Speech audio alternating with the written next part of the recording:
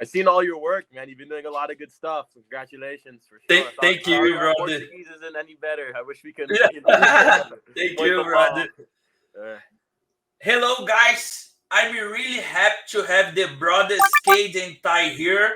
I think the first time ever that they talk with the Brazilian media, right? Yeah. I think like the first official one. You know, honored to get it with you. Fala, galera, Brazil. And I will start with Tye, and after Kade, and after Tye. Let's talk about Jiu-Jitsu. And Tye, now you are world champion now. How are you feeling, man? How are you feeling with this title? Man, you know, people keep saying, "Oh, world champion, world champion."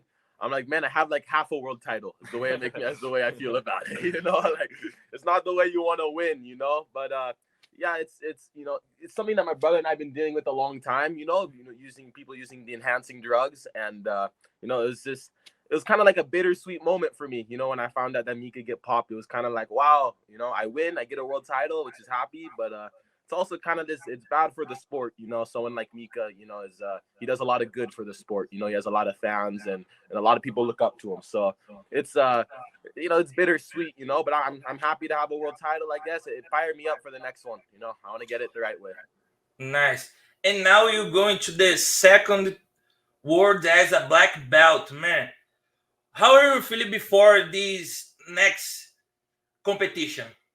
Man, I'm so excited. You know, I was on the fence of doing worlds. I had some other competitions in mind as well, but you know, something about the worlds. You know, I got a big love for it deep in my heart. You know, Kade and I grew up in the IBJJF, and we always wanted to, you know, be the guys winning the world titles. You know, everyone that the crowd is cheering for. When we were little kids, it wasn't even ADCC or anything like that. It was only worlds we thought about. You know, as we want to achieve when we were older. So, you know, it's amazing that he has the opportunity to do so. Yeah. And Kade, for you, man, don't you think about competition in the gi again? Absolutely. I really wanted to do this Worlds. The only thing is I had already signed this super fight with Tommy Lenkaker for the one championship. And that's going to be the following weekend out in Asia. So it's going to be very difficult to train for both. And I think I'm leaving to Thailand the same night as Worlds. So I'm going to coach Tye and then leave to Thailand that same night. So it was very stressful kind of to balance both of them. But, man, I'm more than motivated next year. I have to get the world title next year. And do you have the fight schedule for against Tommy? And how do you analyze this fight, man? I think, you know, Tommy's he's a very strong and flexible opponent. Two things that are hard to deal with. Similar to Mica, very similar to almost like my last match with Mateus Gabriel almost. I think they kind of have very similar games, you know, more guard playing and, you know, very flexible. So it's going to be me trying to get the pass, looking for the submission, him playing guard. Hopefully the submission comes sooner than later. And Kade, what makes you different from another fighters that you fight at war? What makes the difference in your game, in your style? I think you know, one thing that every time I slap my opponent's hand, the second I'm thinking about the submission. You know, the second I slap his hand and the match starts, I have the submission on my mind, and it's important to try and, you know, break your opponent, things like that. But I think I thrive in scrambles very well, and, you know, when the positions are scrambling, when there's a not a very stagnant position, is where I tend to I guess flourish or tend to do better, right? So I think maybe that's one thing. I scramble a bit more and maybe attack a couple more submissions than other people. Nice. Tye, you're going to fight towards the new division. How do you analyze the medium division? Tainan is a current world champion, and how do you analyze this division? You have Andy and JT with you represent the Atos team. Talk about this division, man.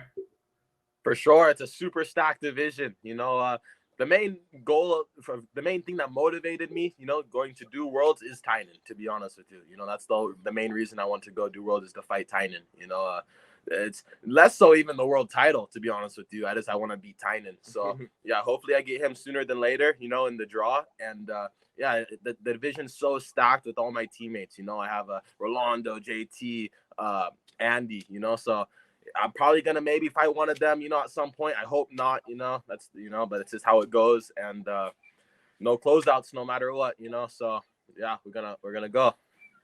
Nice. Hopefully For sure. Mm-hmm. You can face Tainan maybe at Worlds. How do you imagine this fight?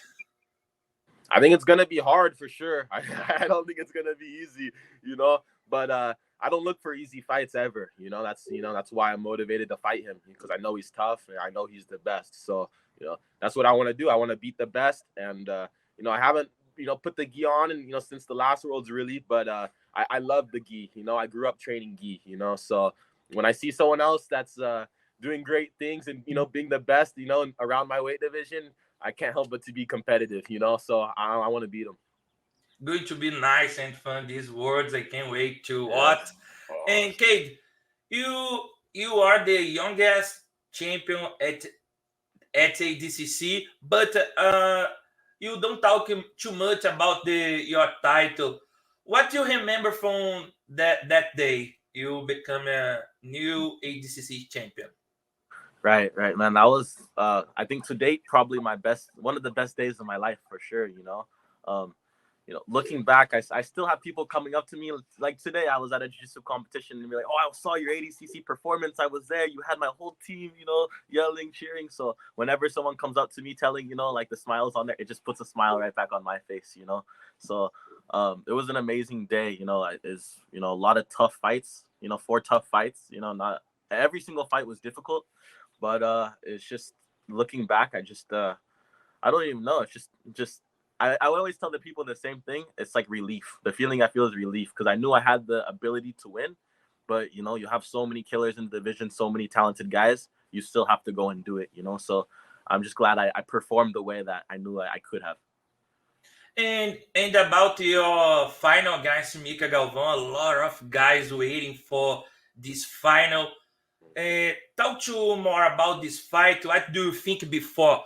How was your mind to fight Mica Galvão? Because you and your brother came to fight with him a lot of times, right, years ago as a blue belt, and now as a black belt.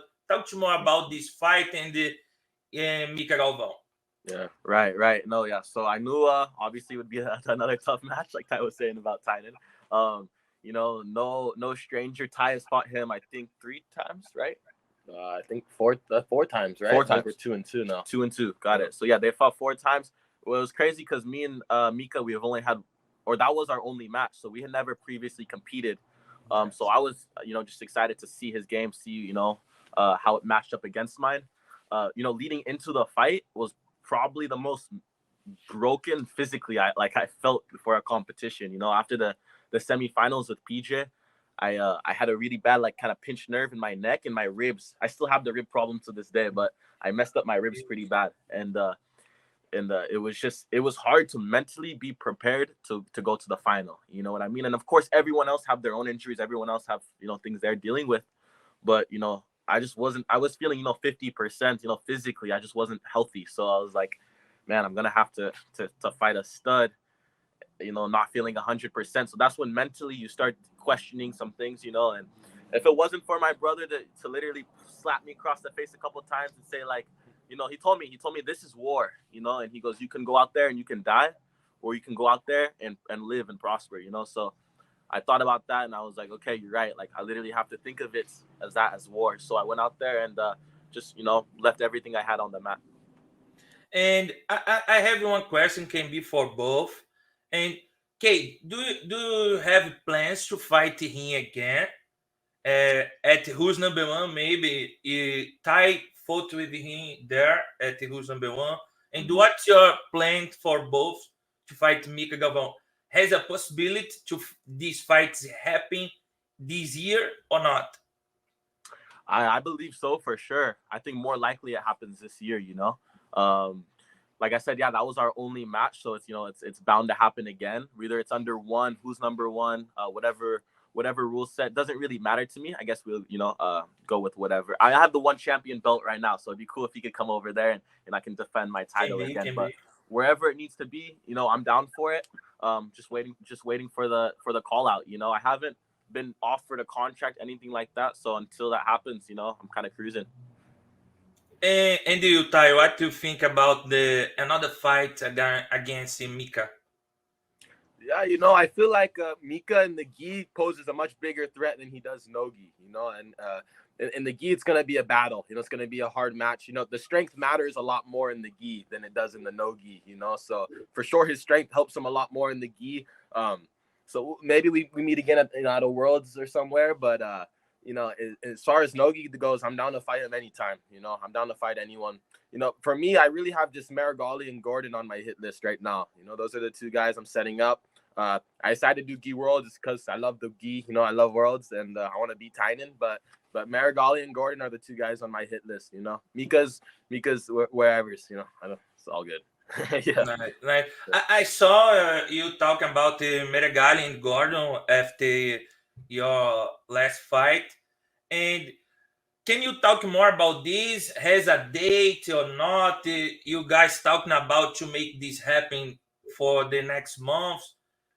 What is the point of this fight? My the plan was to fight actually Marigali, the same card my brother fighting Tommy, but then he had to change his plans, and then I think he postponed to the next month. So July we're gonna go at it. Is the plan. I don't know if I'm supposed to be releasing, but we're releasing it. I saw something online somewhere. So, but yeah, that's the plan. Is the next month fight Marigali and smash him. At ACC.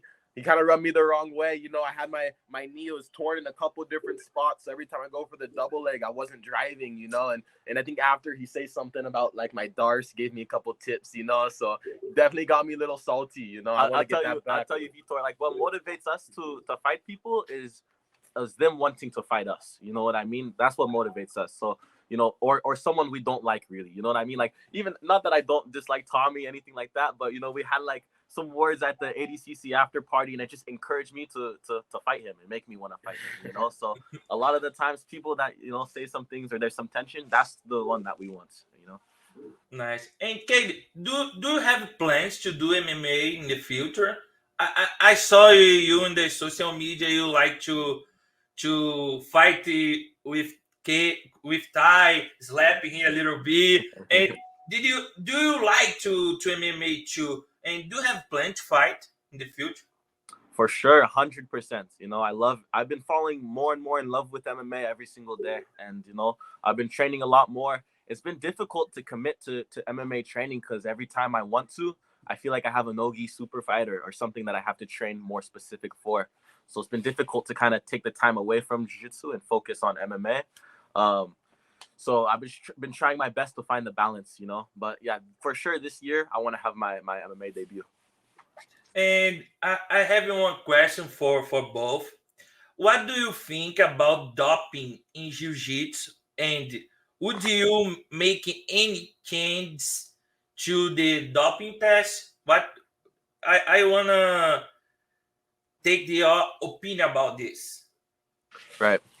So that's a great question to me, and it's kind of like something that my brother and I we're kind of just juggling around the idea of it and how it affects our sport. And I just think like it's almost impossible to be able to 100% bite down on steroids. You know what I mean? Like there's like for example, first and second place, whatever. Let's say first place gets caught, they give to second or they give it to third, but how they weren't on steroids as well, you know what I mean? And so it's really like unless you're testing the entire division, and even then, of course people cycle on before or cycle, you know what I mean? They have their things, I think overall, like our thoughts on steroids, it's something that we've been dealing with a long time, like even growing up as kids, very technical. There was times where our techniques was just useless, just because of pure strength, right? So it was frustrating, for sure, growing up in the sport, and once we realized how many people were on steroids, it was a shock to us. We couldn't believe it, we were shocked, and it's something that we got used to, it's almost just part of life, like, okay, everybody's way stronger, but that's how it is, so That's kind of why we are very scrambly. You see in our game, we flow a lot. You know, we have a lot of different positions because we can't, you know, we don't force things too much, you know, so we can't, you know what I mean? Like we don't, as you see it a lot, like that's the reason why, because of doping, that's the reason why our jiu-jitsu is the way it is. You know, when someone grabs our collar grip, I can't, you know, when they're strong, a strong collar grip, someone on steroids, I can't just break the collar grip, you know? So I have to either, you know, duck under it, make the grip useless so I can, you know, start countering things like this. So a lot of our jiu-jitsu is to go around the strength, you know what I mean? And that's just obviously because, you know, people have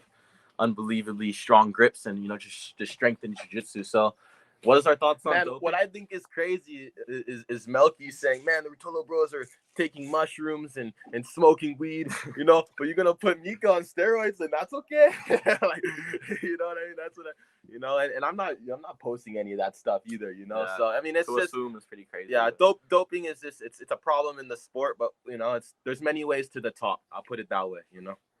Many ways to the top.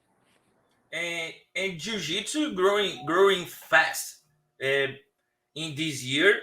And what's your opinion about jiu-jitsu as a professional? What you and your brother see jiu-jitsu in 5 years?